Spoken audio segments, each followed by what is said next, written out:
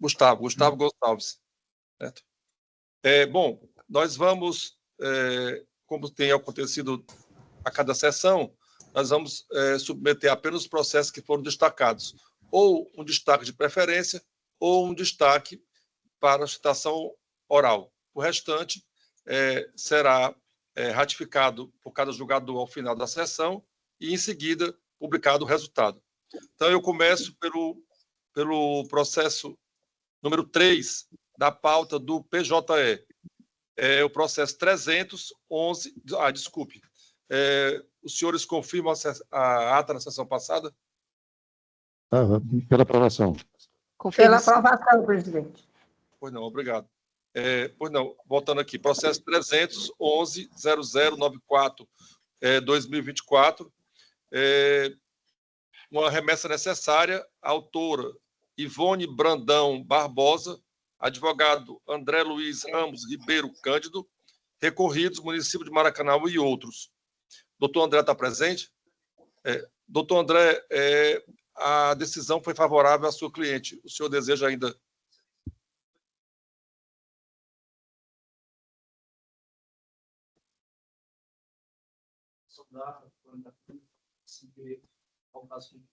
Pois não.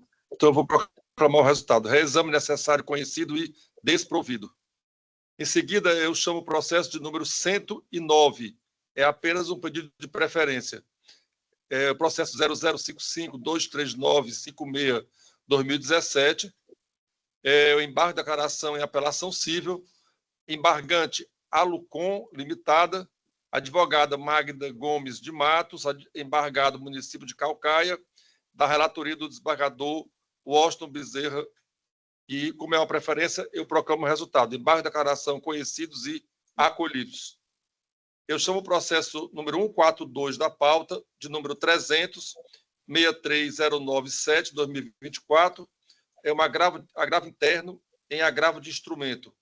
Agravante KIR, Construções e Serviço Limitado, advogada Magda Gomes de Matos, agravada coordenadora da assessoria jurídica da SEDUC, da relatoria do desembargador Washington Bezerra Araújo.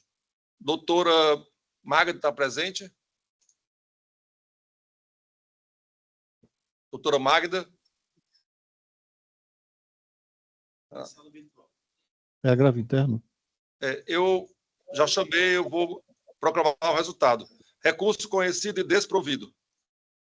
Processo número 160 da pauta do PJE, número 300-21-63-2023. Uma apelação civil, apelante município de Aracati, apelado Lomacom Locação e Construção Limitada em recuperação judicial. Advogada doutora Lorena Cris Ferreira de Castro, da relatoria das desembargadoras Joriza Magalhães Pinheiro. Doutora Lorena, a decisão foi favorável à sua cliente. A senhora abre mão, desiste da... Pois não. Então, eu vou proclamar o resultado. Recurso não conhecido. Chamo o processo número 19 da pauta. É o 0550-039-48-2021. Apelação civil, apelante apelado Ministério Público do Estado do Ceará, apelante apelado Ronaldo Sampaio Gomes de Matos e outros, advogado doutor Cícero Davi Silva Brito, da relatoria da desembargadora Maria do Livramento Alves Magalhães. Doutor Cícero. Boa tarde, excelências. Doutor Cícero, o resultado é favorável ao pleito do seu cliente. O senhor desiste da aceitação? Sim, excelência. Pois não, vou proclamar o resultado. Recurso do réu conhecido e provido, recurso do Ministério Público prejudicado. Processo 75 da pauta, de número 300-04-8569-2024. Apelação civil, apelante Ervânia Flor Lima, advogada Marta Pereira Torquato Alves, apelado Estado do Ceará. A relatoria do desembargador Washington Luiz Bezerra de Araújo.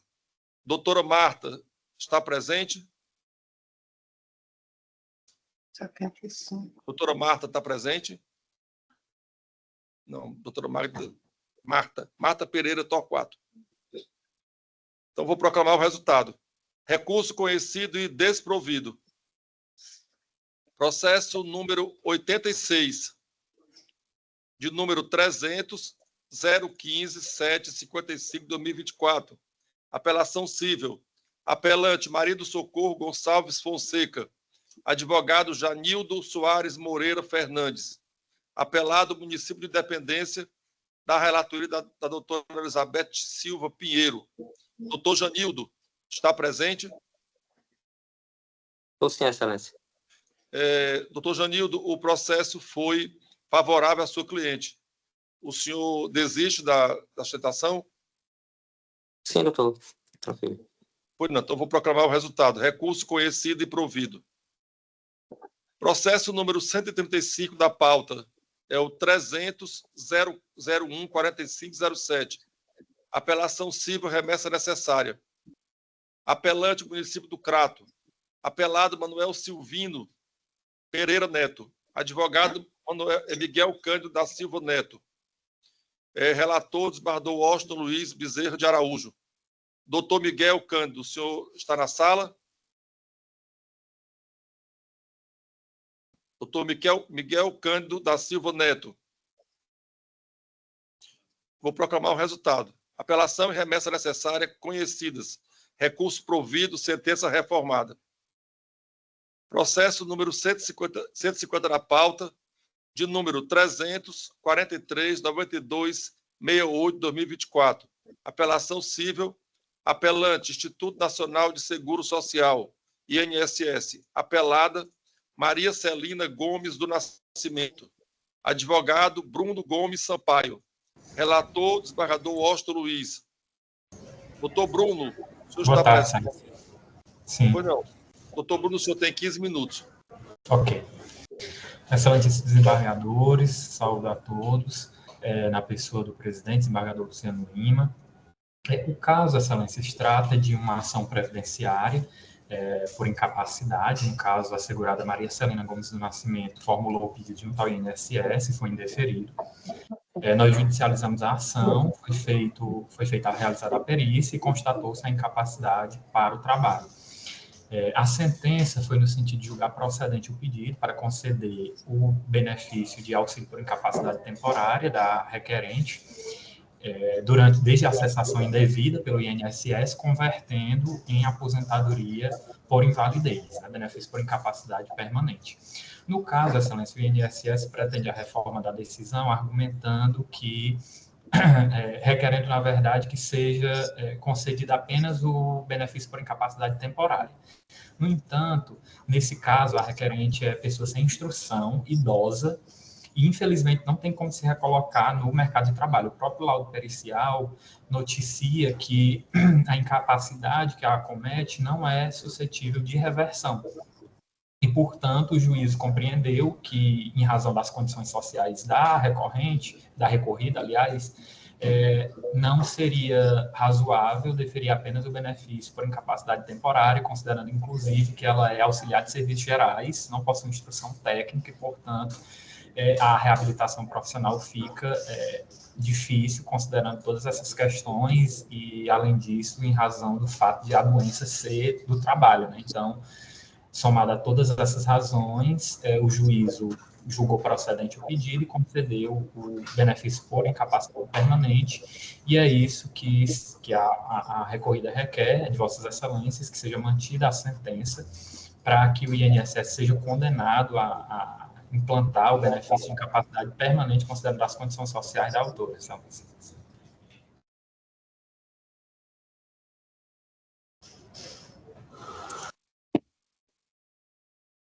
Sumiu só. Com a palavra, desembargador Washington. Doutor, para me esclarecer uma coisa. O senhor mencionou que a autora é idosa. Qual é a idade dela? Eu não estou com o processo aqui, estou só com o voto.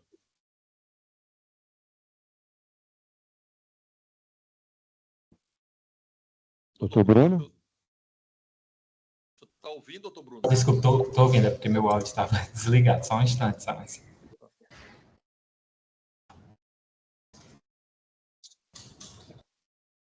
Na verdade, ela conta por 55 anos. 55? Exato. E qual era a função dela? Ela trabalhava em quê? Ela é auxiliar de serviços gerais. Ela trabalhava numa empresa de terceirização para o Senhor município. presidente, eu vou retirar de mesa e trago na próxima sessão. Pois não. Ok, obrigado, doutor Bruno. Obrigado, agradeço. Chama o processo retirado de mesa. Põe na próxima pauta. Processo 156 da pauta do PJE, de número 350-6527. É uma apelação civil, apelante Estado do Ceará, apelado Robério Moreira Barbosa, advogados Rafael Furtado Brito da Ponte e Andrei Furtado Brito da Ponte, da relatoria das barradoras Joriza Magalhães Pinheiro. Doutor Andrei, está presente? Boa tarde, excelência. Estou sim. Pois não, doutor, o senhor tem 15 minutos. Pois não. Gostaria de inicialmente cumprimentar aos excelentíssimos desembargadores, colegas advogados, demais presentes. Vamos lá. Inicialmente, nós levantamos, o Estado do Ceará apresentou um recurso de apelação, certo? E em nossas contrarrazões, nós temos alguns pontos a destacar aqui. De maneira preliminar, né, em relação à preliminar de mérito, nós levantamos a ausência de dialeticidade recursal. O que acontece? O Estado do Ceará, no momento da contestação, fez uma petição, a contestação. Após a sentença, o recurso de apelação, a gente pode observar que é uma cópia literal da peça contestatória. A gente pode até fazer o exercício de colocar lado a lado a contestação e a apelação. A gente consegue observar que é exatamente a mesma peça, com as devidas correções, como folha de rosto, né? Necessário para o recurso de apelação, e a mudança de alguns termos, como recorrente, recorrido, apelante, apelado.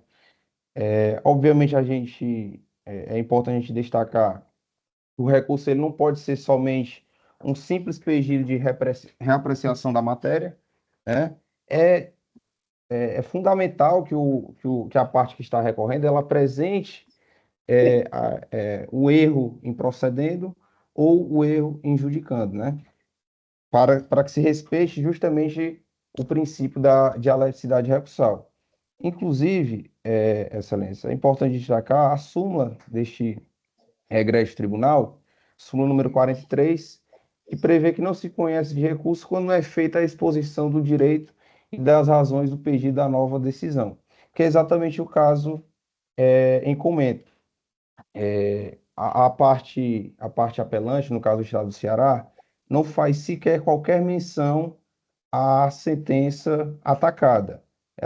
Ele simplesmente replica os argumentos da contestação, que obviamente fere esse princípio já mencionado, também como a súmula deste egrégio tribunal. Portanto, a gente pede, de forma preliminar, o não conhecimento do recurso de apelação interposto. Superado esse ponto, eu adentro agora a parte do mérito. O que acontece? A gente sabe, obviamente, que o ingresso no serviço público ele se dá mediante concurso público, uma exigência constitucional, né, prevista no artigo 37 da Constituição Federal.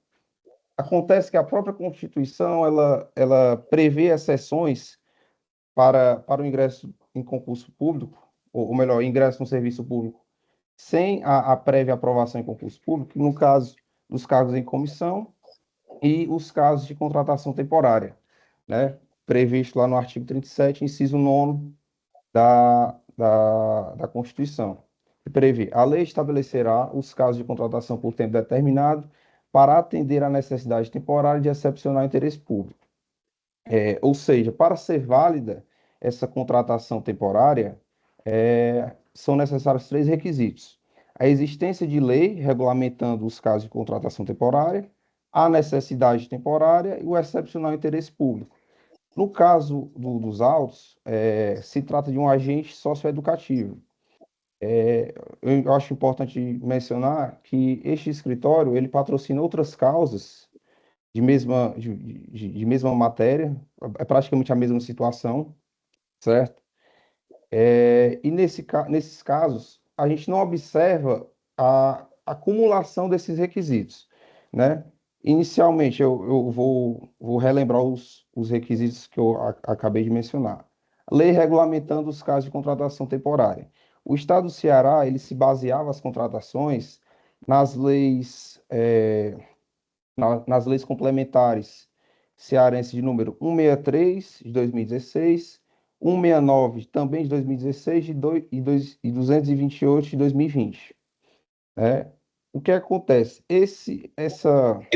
Essas leis elas foram questionadas no Supremo Tribunal Federal, e no final do ano passado, salvo engano, no dia 19 de dezembro, o Supremo Tribunal Federal, por meio da ADI, no bojo da ADI 7057, declarou inconstitucionais essas legislações cearenses, tanto pela questão de não ser necessário lei complementar, também quanto ao próprio conteúdo dessas legislações. Ou seja, o Supremo Tribunal Federal entendeu que essas leis que baseavam as contratações dos agentes socioeducativos por contrato temporário, elas eram inconstitucionais em razão do desrespeito, digamos assim, ao princípio do concurso público, que deve reger a administração pública. Ou seja, só ratificando o entendimento que o recorrido apresentou desde o começo do processo. Por fim, eu acho importante destacar, eu entendo que é necessário destacar que a própria natureza desse cargo que o apelado exerce, ele não é um cargo temporário, ele é um cargo de natureza, como é que eu posso dizer, essencial e permanente, né? O que foi, inclusive, reconhecido pelo juiz Vacó. Portanto, Excelência, eu gostaria de pedir, gostaria de pedir que o recurso de apelação fosse não conhecido e, no mérito, improvido. Muito obrigado. Então, eu passo a palavra à relatora, desembargadora Joriza. Boa tarde a todos e todas. Cumprimento o doutor Andrei Furtado e os demais. Penso que a leitura da ementa seja suficiente, me coloco à disposição dos colegas para algum esclarecimento. Direito constitucional e administrativo, apelação, ação de cobrança, preliminar de ofensa ao princípio da dialeticidade afastada, contratação temporária de profissionais do Sistema Estadual de Atendimento Socioeducativo, agente socioeducador, ADI 7057, atividades ordinárias, violação ao princípio do concurso público, modulação dos efeitos, vigência das contratações temporárias até que expirem seus prazos de duração, pagamento ao FGTS afastado, recurso provido. Caso em exame, apelação interposta pelo ente público estadual em face da sentença que julgou procedente o pedido autoral, declarando a nulidade do contrato firmado entre as partes para condenar o recorrente ao pagamento das parcelas relativas ao Fundo de Garantia por Tempo de Serviço, FGTS. Questão em discussão consiste em aferir o direito do autor à percepção da verba fundiária referente ao período que elaborou para o ente público na função de socioeducador, mediante contratações temporárias com prorrogação no período pandêmico. Razões de decidir. Por ocasião do julgamento da ADI 7057, Ceará, o STF firmou o entendimento de que são inconstitucionais, pois não observam o princípio do concurso público, nem os requisitos para a contratação temporária, as leis complementares 163/2016, 169/2016 e 228/2020, que autorizam o poder público a contratar agentes socioeducativos junto ao Sistema Estadual de Atendimento Socioeducativo em caráter temporário, a fim de atender às necessidades dos CEAs. Não obstante a declaração de inconstitucionalidade, tem-se que a vigência das contratações temporárias celebradas com base nos citados diplomas ficou resguardada até que expirem seus prazos de duração, com fundamento nos princípios da segurança jurídica e da continuidade do serviço público. Isso conforme a decisão do STF. Desta feita, considerando que o contrato firmado entre o recorrente e o ente público estadual decorre do processo seletivo regido pelo edital 1 de 2017, CEA-CEPLAG, com esteio na Lei Complementar Estadual 169/2016, impende-se reconhecer sua validade durante todo o período de vigência ante a modulação dos efeitos da decisão proferida pelo Supremo Tribunal Federal, de modo que a parte autora não faz jus ao pagamento das verbas relativas ao FGTS. Dispositivo, recurso provido, sentença reformada para julgar improcedente a pretensão autoral. É como voto, senhor presidente. Pois não. Desembargadora, doutora Elizabeth. Acompanho o voto da relatora, presidente. Pois não. Desembargador Washington. Também acompanho a relatoria, senhor presidente. Não, proclamo o resultado. Recurso conhecido e provido. Passamos agora ao julgamento dos processos com quórum ampliado no SAGE.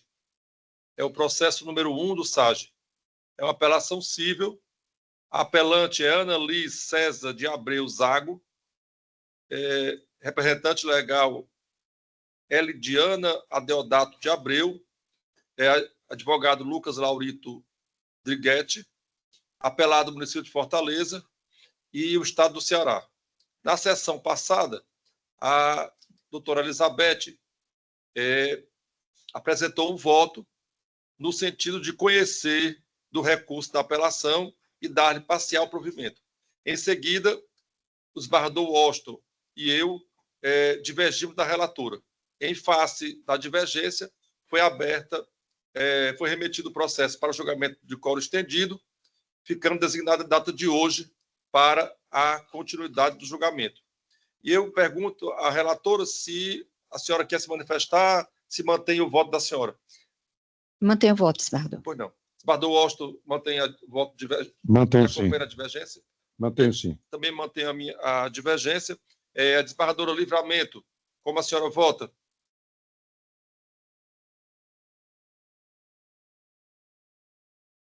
Está sem som, desembargadora.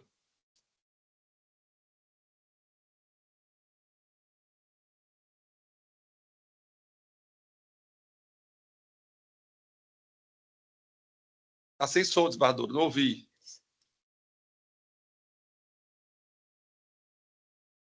Eu acompanho a relatoria.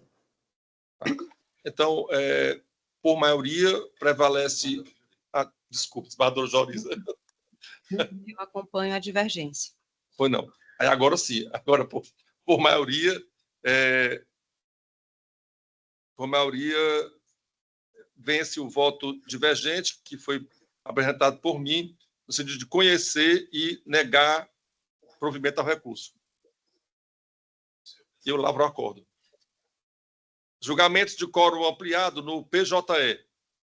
Processo de número 186, apelação cível, apelante município de Beberibe, apelado José Afane Barroso Rodrigues, da relatoria da doutora Elizabeth Pinheiro. Dando seguida ao julgamento, que havia sido suspenso em razão do pedido de vista, a juíza convocada Elizabeth Silva apresentou o voto no sentido de conhecer e dar provimento à apelação. Os desembargadores Washington Luiz e Luciano Lima votaram pelo conhecimento e desprovimento do apelo. Diante da divergência apresentada e do resultado não unânime, tornou-se necessária a ampliação do quórum. E julgamento suspenso para fins de ampliação. Então, está em mesa hoje e eu pergunto à doutora Elizabeth se a senhora mantém o posicionamento já... Sim, mantenho, desembargador. Pois não. Desembargador Washington? Também mantenho o meu posicionamento. Eu também mantenho. A desembargadora Livramento. Como a senhora Acompanha vota? a relatoria. Pois não. Desembargadora Joriza. Também acompanho a relatoria. Eu vou só explicitar um pouco o meu claro, entendimento, porque essa é uma matéria que, vez por outra, né, está trazendo aqui. Por que eu estou acompanhando a relatoria? No caso, nos dois processos, os dois processos foram suspensos, porque não foram localizados bens, devedor, etc., por um ano. No mesmo despacho que o juiz suspendeu, ele disse que, após o término da suspensão, não havendo, persistindo na situação, iria, né, aguardar a apreciação intercorrente com o processo arquivado provisoriamente. Na decisão consta isso. Então, quando o juiz julga com base naquele tema, né, recente do STF, então, do STJ, aliás. Então, ele simplesmente, vamos dizer, o município, ele tinha a expectativa de que o processo ia passar aquele período e que iria ser intimado, porque, com base na lei de execução fiscal, o processo estando arquivado provisoriamente, encerrado aquele prazo, que são 5 anos, aí, então, o juiz intima o exequente para se manifestar, para finalmente extinguir com base na prescrição intercorrente. E aqui, o juiz, eu entendo que ele atropelou o processo, já que ele tinha dito que o processo estava suspenso e terminado para a suspensão, o processo ia ficar no arquivo provisório. E já proferiu a decisão sem dar qualquer chance ao município a se posicionar sobre isso ou sobre o novo tema. Então, é com base nisso que eu estou acompanhando a relatoria. Pois não. Então, eu proclamo o resultado. Por maioria, recurso conhecido e provido. Em seguida, eu chamo o processo 187 da pauta, que é o número 0200275004-2022, apelação civil, município de Beberibe, Maria Lúcia Diógenes, também da relatoria da doutora Elizabeth. A situação é assemelhada ao anterior. A doutora Elizabeth apresentou o voto no sentido de conhecer e dar provimento à apelação. O desembargador Washington e eu votamos pelo conhecimento e desprovimento do apelo. Portanto, foi para o 942. E eu pergunto, doutora Elizabeth, a senhora mantém o voto? Sim, desembargador, mantenho. Até mesmo porque tem um semelhante que foi julgado. Desembargador Washington mantém. Também mantenho. Também mantenho. Desembargadora Livramento, como a senhora vota? Eu voto com a relatora. Pois não. Desembargadora Joriza? Também com relatoria. Com aquelas achegas As mesmas. As mesmas. Pois não. Então, eu proclamo o resultado, recurso conhecido e provido. Apresentação de voto vista do PJE. Processo 184, de número 0013-348-837-2019, apelação civil, apelante Emanuel Arnon Cordeiro de Souza e apelado Instituto Brasileiro de Apoio e Desenvolvimento Executivo, IBAD, da relatoria do desembargador Washington. Na sessão passada, do dia 24, o desembargador Washington proferiu o voto no sentido de conhecer do recurso e dar provimento. Em seguida, eu pedi vista dos autos e trouxe os autos hoje, desembargador. Era até da sessão passada, mas como eu tinha acabado de voltar das férias, eu preferi transferir para hoje. Na realidade, o senhor quer falar sobre o processo? Não. Ok. Então, é um processo em que... Qual é o ponto de divergência entre eu e o desembargador Washington? É que houve um exame médico, ele não passou no exame médico da acuidade visual e ele trouxe para os autos um novo laudo. E o desembargador Washington está aceitando esse novo laudo para dizer que ele tem que preenche o requisito da acuidade visual suficiente para o cargo. E eu voto no sentido divergente do desembargador Washington, me submetendo ao entendimento do órgão especial, que, no agravo de instrumento de número 02-386211-2020, da relatoria do desembargador Antônio Abelardo do Benevides Moraes, o órgão especial entendeu que, nesse caso, não é possível atestados médicos particulares que possam afastar a presunção de legitimidade do ato administrativo. Então, em resumo, seria isso. Existe um laudo novo e eu entendo que esse laudo novo não pode afastar a decisão e a legitimidade, a presunção de legitimidade do ato administrativo. Nesse sentido que eu... Só que a decisão da comissão é também com base num laudo privado levado pela parte. Não tem laudo oficial. Tá, mas a administração ela aceitou o primeiro laudo que ele teria que levar. Agora ele trouxe um outro laudo para contestar a decisão da administração. É nesse sentido que eu entendi que não era possível. E aí eu O senhor quer falar mais alguma coisa, Eduardo? Não, basicamente isso. Só que, olha, com correção visual, eu acho que candidato ao cargo de bombeiro, não? Sim. Com correção visual, ele tem 20/20, visão perfeita. Onde é que está a incapacidade? Eu não vejo. A questão aqui, da minha ótica, a questão aqui é jurídica. Assim. Existe um ato administrativo que o excluiu do certame e um laudo particular trazido não pode anular a legitimidade, né, de um ato administrativo. Nesse sentido, não entra na questão nem médica, não. Na questão aqui é jurídica. Um documento novo que não pode contestar um ato da administração. Quando eu votei nesse sentido, no sentido em que votei, primeiro, eu levei em consideração os laudos são todos particulares. O segundo laudo é igual ao primeiro. Eu acho que houve um erro da comissão ao considerar o candidato inapto, porque ele, com correção, ele teve visão 20/20, visão perfeita. É a visão de que qualquer pessoa com visão normal tem. Sem nenhuma correção, você enxerga 20/20. Tá? Todo mundo, ou praticamente todo mundo, começa com 20/20. Depois, com o tempo, você vai perdendo essa acuidade. No caso dele, ele tem 20/20 com correção. Então, onde é que está a incapacidade? O segundo laudo é igual ao primeiro. Eu acho que houve só um erro de interpretação da comissão, só isso. Não é o segundo laudo dizendo diferente do que disse o primeiro. Diz exatamente a mesma coisa. Ok. Desembargadora Livramento, como vota?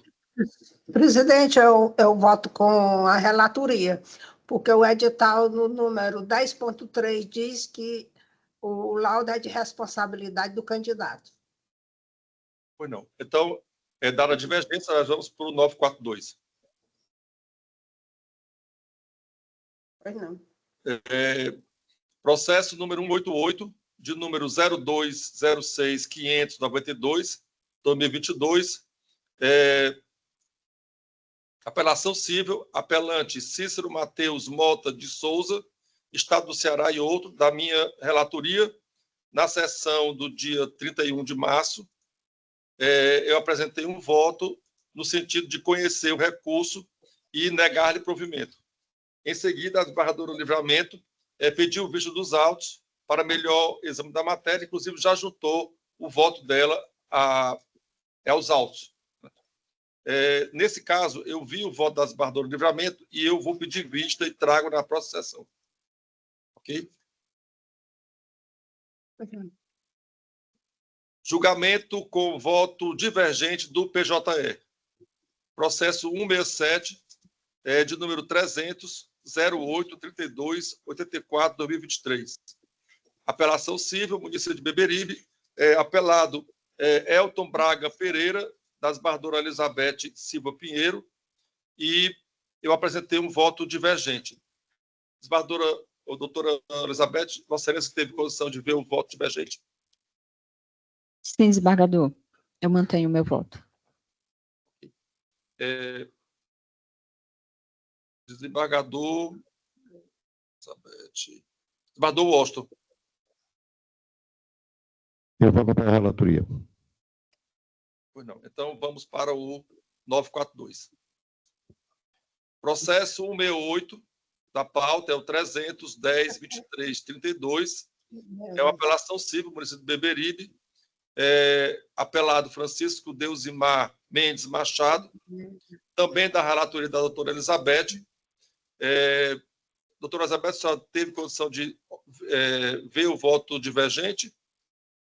Sim, também mantenho o meu voto. O desembargador Washington. Eu acompanho a relatoria. 942. 173 é o 300.429550. É um agravo de instrumento. Agravante Francisco Maciel Oliveira, agravado do município de Camusim. Da relatoria da doutora Elizabeth Silva Pinheiro. O desembargador do Washington apresentou um voto divergente. Doutora Elizabeth, a senhora teve condição de ver o voto divergente? Sim, sim, mantenho meu voto. Tá. Eu voto acompanhando a relatora. Então, portanto, proclamo o resultado, é um agravo, né? Recurso não conhecido. Processo 180 da pauta é o de número 320.25.19, 2025. Também é um agravo de instrumento. Agravante, Estado do Ceará. Agravado, Graciele Emeline Lima de Araújo, da relatoria da doutora Elizabeth Silva Pinheiro. O esbardou Washington apresentou um voto divergente. Doutora Elizabeth, a senhora teve condição de... Sim. Eu confirmo meu voto. Esbardou Washington? Confirmo meu voto. Tá. Eu voto com a relatora e proclamo o resultado. Recurso não conhecido. Processos retirados da pauta, do SAGE. O número 7, que é um agravo de instrumento, processo de número 06382767-2024, agravante Alexandre Gabriel Gomes de Lima, agravado município de Fortaleza, da relatoria do desembargador Washington Luiz Bezerra de Araújo. Processo retirado da pauta do PJE, o de número 151, número 370-90-29, 2024. Agravo de instrumento, Rosineide Fonseca Gomes versus Estado do Ceará, da relatoria do desembargador Washington Luiz Bezerra de Araújo. Com isso aqui, nós vencemos a pauta de hoje e eu pergunto aos senhores se os senhores mantêm os votos antecipadamente juntados ao sistema. Desembargador Washington. Mantenho, senhor presidente. Desembargador Livramento. Confirmo todos os meus votos provisórios. Não. Desembargadora Joriza. Também confirmo os meus votos. Doutora Também Elizabeth? confirmo, desembargador. Também confirmo. Algum dos senhores tem alguma mensagem, alguma colocação a fazer? Pois não. Então, com isso, encerramos essa 10ª sessão ordinária da Terceira Câmara de Direito Público. Boa tarde a todos. Até a próxima segunda-feira. Boa tarde a todos. Boa tarde. Boa tarde.